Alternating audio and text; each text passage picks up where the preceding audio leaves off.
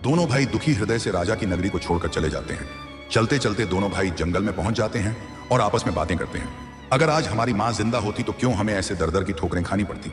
चलते चलते दोनों भाई थक जाते हैं तो एक पेड़ के नीचे विश्राम करने के लिए बैठ जाते हैं। ठंडी हवा के झोंकों और थकान के कारण दोनों भाई वहीं सो जाते हैं। तभी एक सांप आकर बसंत को डस लेता है, जिससे वह नींद में ही चल बसता है।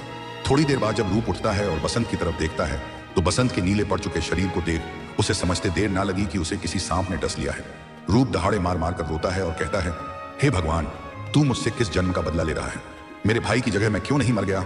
आपने मेरी किस्मत बड़ी ही खोटी लिखी बचपन में। हमारी माँ हमें छोड़कर चली गई और अब मेरे जीने के इकलौते सहारे मेरे भाई बसंत को भी आपने मुझसे छीन लिया। हे भगवान, यह आपका कौन सा न्याय है? रोता हुआ रूप अपने भाई बसंत के लिए कफन लेने के लिए चल पड़ता है। चलते चलते वह एक नगरी के नजदीक पहुंच जाता है। उस नगर के राजा का उस दिन स्वर्गवास हो गया था। उस नगर का यह नियम था, जो भी राजा को अंतिम संस्कार के लिए ले जाते वक्त उसकी अर्थी के सामने आ जाता, उसे उस नगर का राजा बना दिया जाता। संयोगवश जब नगर के लोग राजा के पार्थिव शरीर को लेकर उसकी अंतिम यात्रा के लिए जा रहे थे, तब तक रूप भी नगर के द्वार पर पहुंच गया। रूप जब अर्थी के सामने आता है तो नगर के लोग नियमानुसार उसको अपना राजा मान लेते हैं। दूसरी तरफ जंगल से महादेव पार्वती गुजर रहे थे।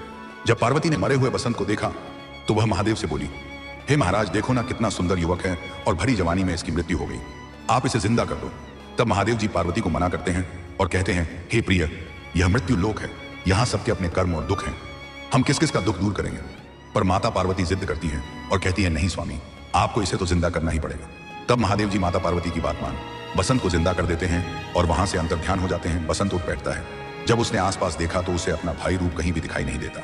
वह घबराकर अपने भाई रूप को ढूंढने के लिए चल पड़ता है और चलते चलते वह उसी नगर में पहुंच जाता है जहां कुछ समय पहले ही रूप को राजा बनाया गया था।